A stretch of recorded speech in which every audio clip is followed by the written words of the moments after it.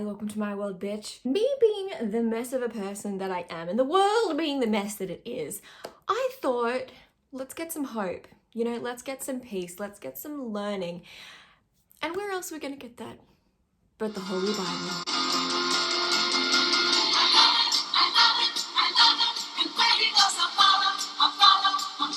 This is a new series that I've decided to start on my channel where I recount Bible stories that I haven't read in a really long time. So basically just from memory, from stuff that VeggieTales has told us, and just like those random batshit stories that you read one time when you're 15 and you're just like, what? So obviously, disclaimer, this is not meant to be a Bible bashing kind of thing. This is just kind of meant to be, let's look at the Bible with the lens that it's weird, and acknowledging that it's weird and questioning it and poking holes and all that kind of thing, because I don't think that you can be a follower of anything if you don't recognize that it's a little bit weird. I think that's going to be really helpful just in general. I mean, it's been really helpful for my journey with God and being like, this doesn't make a lot of sense. Why'd you do that?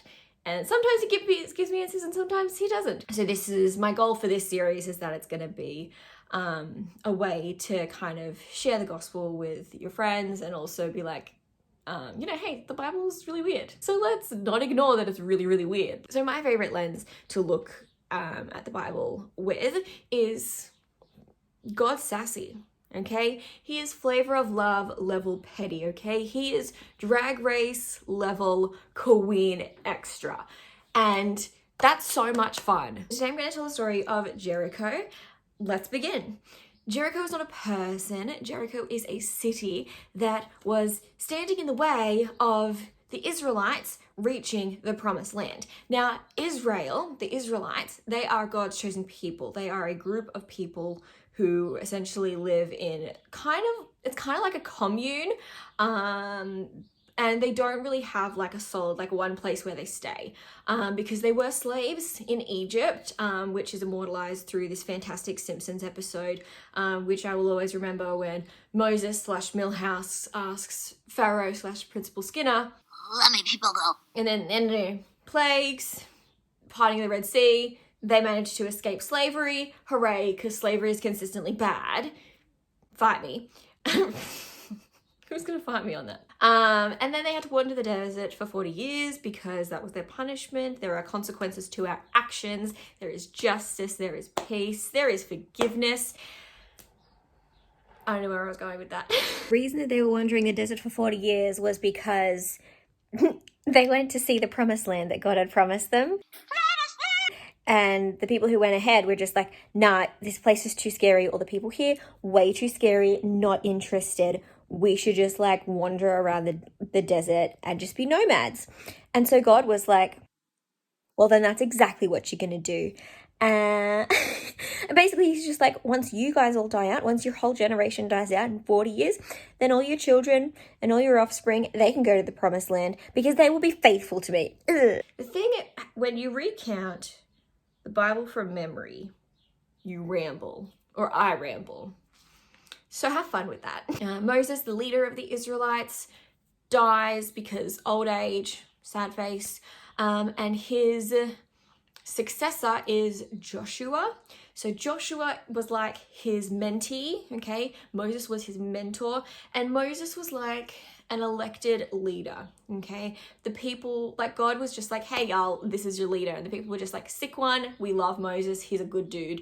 And then when Moses died and Joshua kind of inherited that line, everyone was like, fine, no problem, we love Joshua, he's great. Basically, Moses was the president and Joshua was his True Jackson VP. It's been 40 years and they've wandered the desert, and an angel of God appears to Joseph and he's just like, hey, it's time. It's time. Yes, I just said it's time. It's time? It's time? Did he just say it's time? We're going to walk and you're going to leave the desert and I'm going to deliver you to the promised land because I promised it 40 years ago. And I've promised it, so it's going to happen because I promised it. It's the promised land. It is the land that is yours. I promised it to you. Promised land. Promised land. So they're walking, they're making their journey, they're camping out at night, they're walking during the day, it's all good. Except one day, disaster strikes. They hit the walls of Jericho. Jericho is this massive city, scary city, powerful city, and they're just like, well, God, what are we going to do? They ask the people of Jericho, hey, do you mind opening up the walls of your gate? We can just like walk straight through. Like, that'd be sick. We'll just walk straight through. And the people of Jericho were just like, you do that and we'll kill you. And the Israelites are just like, okay, sick one. We'll catch you later. They turn around, they camp, and they're just like, okay, God, what are we supposed to do? You just want us to die in Jericho? That doesn't make sense. Please help us. And God tells them, God gives them his master plan, which is absolutely insane. God tells them, for 6 days, you are going to walk around the walls of Jericho. It's going to be like a parade. Okay, they're gonna be trumpets, there's gonna be singing, it's gonna be magical, okay? It's gonna be like a festival, like a parade, it's gonna be great. And there are gonna be people who are carrying the Ark of the Covenant. Now, the Ark of the Covenant is really fun. Basically, it's this massive ornate gold box which holds inside it the 10 Commandments.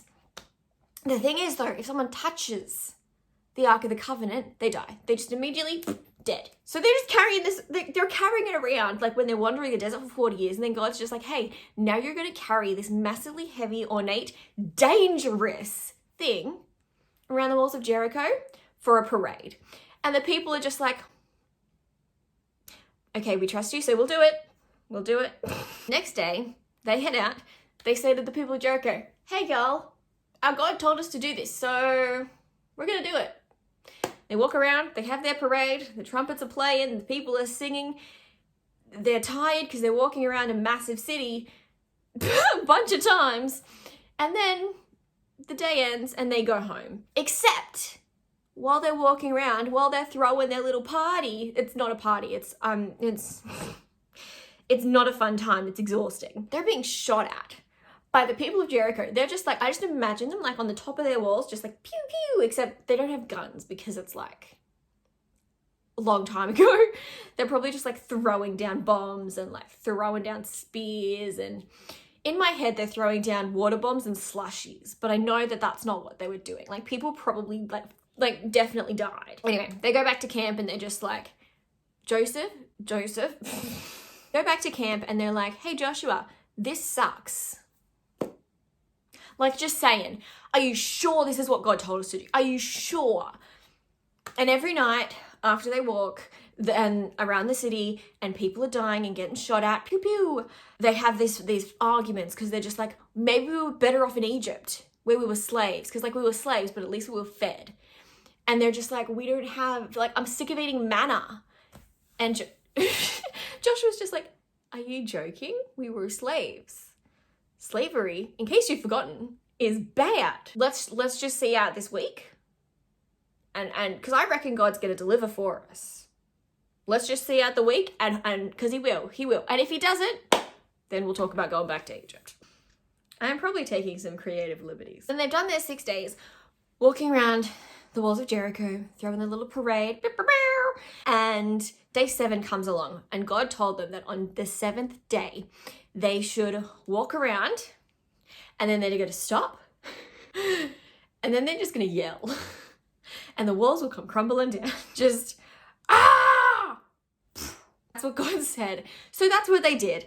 And you know what? The walls came crumbling down. It's so weird. God literally just said, you do what I tell you, and I will destroy a city. Just because they were mean to you, and because you were obedient. That, it's so stupid. The walls came crumbling down and they just walked straight through, and they were like, I guess they walked through the rubble, which seems more dangerous, but anyway, and they're just like, sick one. And then they reached the promised land. And everything was good. And that's the end of the story. Now the thing is, this story brings up a lot of questions. Why did they have to walk around the city walls a bunch of times when they couldn't just like walk halfway around and then just keep going? Like, why did they have to, you know, like they were putting in that effort times a million anyway. Like, why not just keep walking around? Because they had to obey God. And I don't know, like God had to kind of like prove to them. I don't know, God's got a plan. It doesn't make sense to us. Also, a thing that's really funny to me is that the angel of the Lord who comes and speaks to Joshua and like encourages him and is just like, don't go back to Egypt. You have to continue with this plan with Jericho. Do what God tells you to do. Do what I'm telling you is what God's telling you to do. There's literally a knight in shining armor. I don't know if that's where the fairy tale term came from, of being like a knight in shining, but there's literally a dude in like full clad in like shining armor. Angels of the Lord. They're either absolutely goddamn terrifying or they're sexy. There are two options. Two ways to live. Terrifying or sexy. Okay, I think that's all I have to say about Jericho. Like, subscribe, comment, tell me what story do you want to hear next? Did you like this story? What other questions did it bring up for you? Because there are so many questions that I have. There are so many stories to tell. There's Priscilla and Aquila in Acts. There's Lot in Sodom and Gomorrah with Abram, and then Lot and his daughters, which, disgusting. You know, there are so many stories. What do you want to hear next? Oh, there's also the story of the guy Legion who was possessed. Oh, crazy times. I love the Bible. Anyway, don't be a dick. Catch you later. Bye.